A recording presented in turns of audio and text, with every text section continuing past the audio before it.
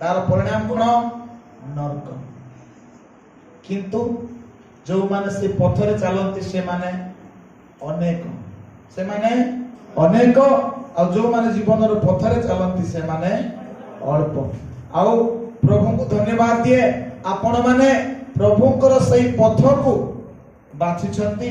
आउ आमे जेउ पथ दे गमन करबा से पथ की अटंती यीशु ख्रीष्ट, से सत्य पथ अटंती, से ईश्वरଙ୍କର सिद्ध पुत्र अटंती। 100% ईश्वर 100% मनुष्य, जे मानव जातिर उद्धार निमंते परित्राण निमंते 2000 वर्ष पूर्वे जगत रे जन्म ग्रहण कले। आमर पापर प्रायश्चित कार्य कालवरी क्रूसरे से साधन कले। आमान को मुक्तिर बाट देखै देले, आमान को उद्धार बाट देखै देले, क्षमा कर देले, स्वर्गर बाट देखै देले। Hallelujah hallelujah. से यीशु को निमंत्रण में ओडे ताली बजाई राजा यीशु को धन्यवाद देबा।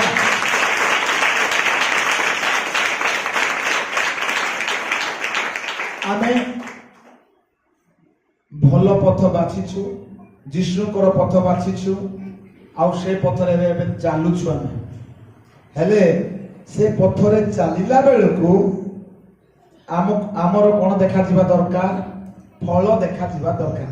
आमर जीवन यात्रा रे, विश्वास यात्रा रे आम कोन करिबा को हेबो, फल उत्पन्न करिबा को हेबो। बाइबल रे मनुष्य को गछ सहित तुलना करा जायछि।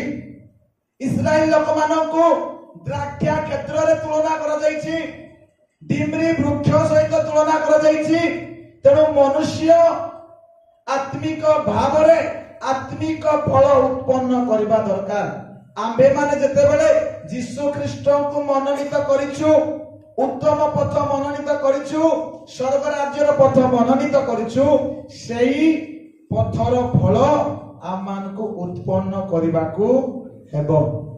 तेणु अनेक गछ अछि जागतिक भाव रे लिटराली वास्तव रे केतेक गछर फल भल हुए, आउ केतेक गछर फल भल नाही, मंद, केतेटा स्वाद आउ केतेटा आंबिल खट्टा। से विषय आमे देखिबा माथी पुस्तक तार 7 पर्व 16 पदरु आमे पढिबा। 16 पद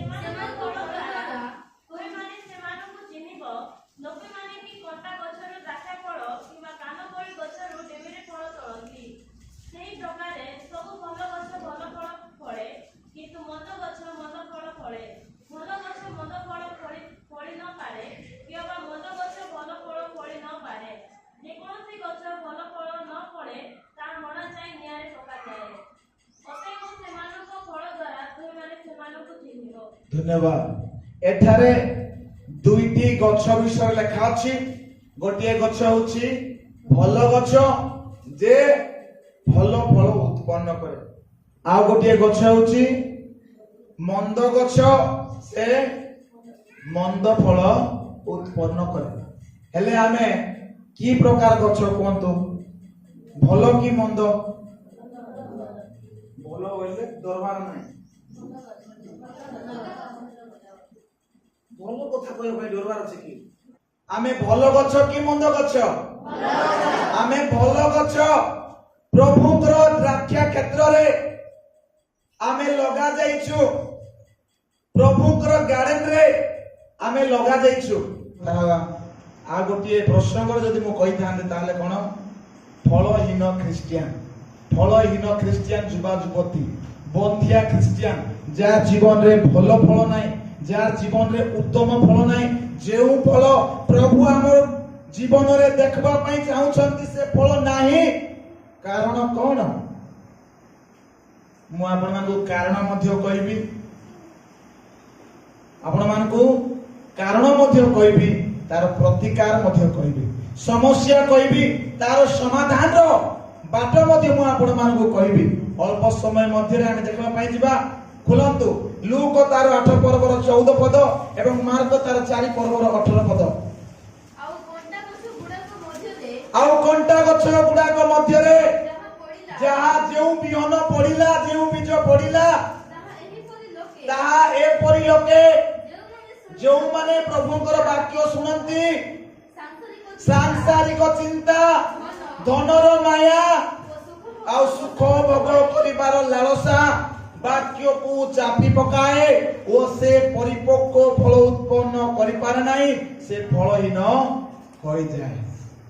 ଲୁକ 8:14 ପଦରେ ଲେଖା ଅଛି। ମାର୍କ 4:18 କଣ ଲେଖା ହେଇଛି?